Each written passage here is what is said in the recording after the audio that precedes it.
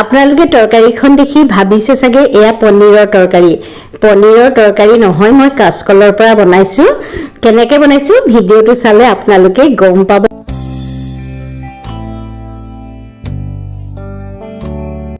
মই মামি মোৰ চৰকাৰ আন এটা ৰেচিপিলে আপোনালোকক স্বাগতম জনাইছো। ভিডিঅ'টো চোৱাৰ আগতে আপোনালোকক এটাই অনুৰোধ, যিসকল নতুন দৰ্শক মোৰ চেনেলৰ, আপোনালোকে যেন মোৰ চেনেলটো ছাবস্ক্ৰাইব কৰি লয় আৰু যিসকলে ইতিমধ্যে কৰি থৈছে তেখেতসকলক বহুত বহুত ধন্যবাদ। আজি মোৰ ৰেচিপিৰ প্ৰধান সামগ্ৰী হৈছে 4টা কাচকল আৰু 2টা কণী। আহক প্ৰথমতে কাচকলকেইটা বাকলি গুচাই লওঁ। এয়া চাওক, বহুত পুৰঠ নল'ব আৰু একেবাৰে কোমলীয়াও নল'ব।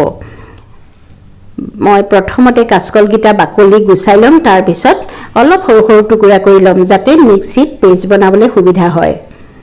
আপোনালোকে যেনেকৈ সুবিধা হয় কাচকলকেইটা বাকলি গুচাই ল'ব প্ৰথমতে।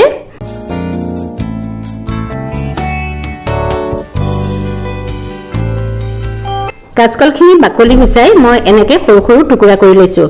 এয়া চাওক, তেতিয়া মিক্সিত পেষ্ট কৰিবলৈ সুবিধা হ'ব। মই সেই সকলো কাচকল মিক্সিত এটা পেষ্ট বনাই ল'ম খুব সুন্দৰকৈ। আৰু কাচকল মোৰ সৰু সৰু টুকুৰা কৰা হৈ গ'ল, এটা মিক্সিৰ বাতিত ভৰাই লৈছোঁ। আৰু এয়া চাওক, মোৰ ফ্ৰিজত অলপমান মলাই আছিলে, গাখীৰৰ সৰখিনি গোটাই থৈ দিওঁ মই। আৰু তাৰ দিছোঁ 2 চামুচ, ডাঙৰ চামুচৰে 2 চামুচ দিছোঁ। আপোনালোকৰ ঘৰত যদি মলাই নাই তেতিয়াহ'লে আপোনালোকে পাউডাৰ গাখীৰ মিক্স কৰিব। এইখিনি চাওক, মই মিক্সিত পেষ্ট বনাই আনিলোঁ। আৰু ইয়াত দিম 2টা কণী, এয়া চাওক। আৰু ময়দা দিছোঁ প্ৰায় 3 চামুচমান। আপোনালোকে 4 চামুচ লাগে 3 চামুচ লাগে নিজে থিৰাং কৰি ল'ব। আৰু মই অকণমান সোৱাদৰ বাবে নিমখ দিছিলোঁ। ভালকৈ মিহলাই লৈছোঁ মিশ্ৰণটো। আৰু ময়দাৰ বদলি আপোনালোকে পিঠাগুড়ি ব্যৱহাৰ কৰিব পাৰিব। ইমানখিনি ঢিলা কৰিব চাওক। এয়া হৈ গ'ল মোৰ মিশ্ৰণ। এখন থাল পাতি মই অকণমান তেল দিছোঁ, ভালকৈ সানি লৈছোঁ। আৰু মিশ্ৰণখিনি থালখনত বাকি পেলাই মই ভাপত দিম। মই থালখন লওঁতে পিছতহে চিন্তা কৰিছোঁ মই চাগে সলাব লাগিব, তথাপিতো মই আপোনালোকক এবাৰ দেখুৱাই দিছোঁ, কাৰণ মোৰ কেৰাহীখনৰ চাইজত থালখন কিন্তু অকণমান ডাঙৰ হৈছে। এনেকৈ আপোনালোকে মিলাই ল'ব যদি ডাঙৰ কেৰাহী থাকে। আৰু মই এতিয়া সলাই পেলাই এটা কেক মলত ভৰাই লৈছোঁ আৰু এখন প্লেটত লৈছোঁ।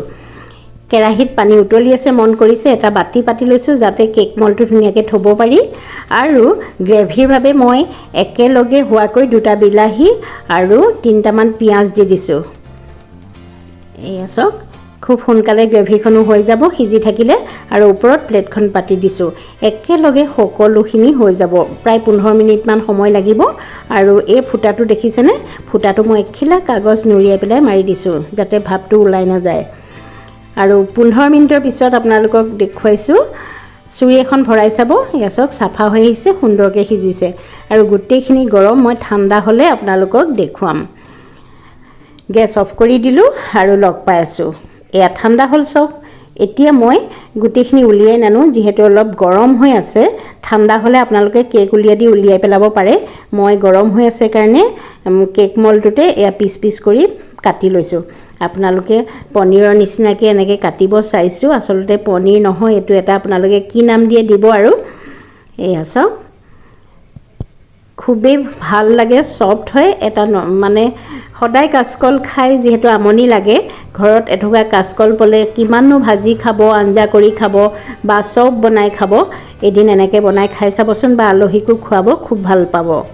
আৰু এনেকৈ চাওক, এই প্লেটখন ঠাণ্ডা হ'ল, সুন্দৰকৈ এৰাইছে। এনেকৈ পিচ পিচকৈ কাটি ল'ব, যেনেকৈ মন যায় কাটি ল'ব, খুব ছফ্ট হয়। মই আপোনালোকক এপিচ এনেকৈ ভাঙি পেলাই দেখুৱাই দিছোঁ চব। একদম হাইলাখ পনীৰৰ নিচিনা টেক্সাৰটো হয়, খায়ো খুব ভাল পাব। খালি কাচকলৰ অকণমান গোন্ধ এটা থাকে, যিসকলে কাচকল ভাল পায় চব্জিখন খাই খুবেই ভাল পাব। এইখিনি কাটি ল'লোঁ অলপ এসাজৰ জোখাৰে, বাকীখিনি মই ফ্ৰিজত থৈ দিম আৰু এদিন বনাব পাৰিম। এয়া কাচকলৰ পনীৰ হৈ গ'ল। এতিয়া গ্ৰেভি বনাবলৈ মই কেৰাহীত অকণমান তেল দিছোঁ। আৰু বিলাহী পিঁয়াজে সিজাই থৈছিলোঁ সেইখিনি মিক্সিত এয়া পেষ্ট বনাই আনিলোঁ চব। তেলত দি দিলোঁ আৰু গুড়ি মছলা দিম, হৈ যাব। প্ৰথমতে এই পেষ্টখিনি অকণমান দেৰি ভাজি লওঁ, খুব বেছি ভাজিব নালাগে, যিহেতু কেঁচা গোন্ধ নাই, সিজিয়ে আছে ইতিমধ্যে। অলপ দেৰি প্ৰায় 4 মিনিটমান মই লৰাই লৈছোঁ কম জুইত। হালধি দিছোঁ, নিমখ দিছোঁ, ধনিয়া গুড়ি দিছোঁ, জিৰা গুড়ি দিছোঁ আৰু ৰেড চিলি পাউডাৰ দিছোঁ। আপোনালোকে যি মন যায় গৰম মছলা দিব পাৰে, মিট মছলা দিব পাৰে আৰু অলপমান কচুৰি মেথি দিছোঁ। নিজৰ সোৱাদ অনুযায়ী আপোনালোকে মছলাখিনি দি ল'ব। এনেকৈ ভালকৈ মছলাখিনি ভাজি ল'লোঁ মই আৰু মলাই যে আছিলে অলপমান তাৰ মই এতিয়া দিম প্ৰায় 2 চামুচমান। বৰ সোৱাদ হয়, আপোনালোকে এবাৰ বনাই খাই চাবচোন। আৰু যদি আপোনালোকৰ ঘৰত মলাই নাথাকে তেতিয়া আধা কাপমান গাখীৰ ব্যৱহাৰ কৰিব পাৰে, জুলীয়া গাখীৰ, যিকোনো গাখীৰ ব্যৱহাৰ কৰিব পাৰিব। আৰু অকণমান পানী দিছোঁ। এতিয়া গ্ৰেভিটো উতলিলেই কাচকলৰ পৰা বনোৱা পনীৰখিনি দি পেলাই উতলাই দিম। আমাৰ আজি কাচকলৰ এটা নতুন তৰকাৰী হৈ যাব।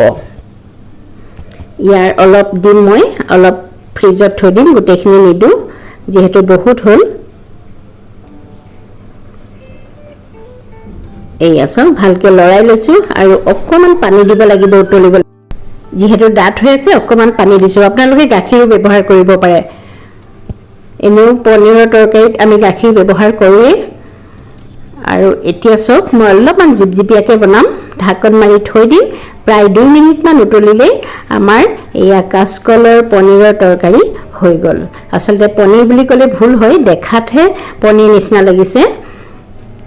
মই আপোনালোকক পৰিৱেশন কৰি দেখুৱাইছোঁ। সঁচাকৈ চাওক একদম লোভনীয় হোৱা নাইনে? এবাৰ ট্ৰাই কৰি চাব। আৰু আপোনালোকে হয়তো ভাবিছে পনীৰৰ গোন্ধটো ইয়াত নাপায়, যিহেতু গাখীৰৰ নহয়, অকণমান কাচকলৰ গোন্ধ এটা থাকে। আৰু মই অকণমান মলাই দি গাৰ্নিচিং কৰি দিছোঁ। ৰেচিপিটো কেনেকুৱা পালে জনাবলৈ নাপাহৰিব। যদি ভাল পালে লাইক কৰিব, কমেণ্ট কৰিব আৰু বন্ধুবৰ্গৰ লগত শ্বেয়াৰ কৰিব। যিসকল নতুন দৰ্শক মোৰ চেনেল চাই আছে আপোনালোকে যেন মোৰ চেনেলটো ছাবস্ক্ৰাইব কৰি লয়। আকৌ আহিম নতুন নতুন ৰেচিপি লৈ।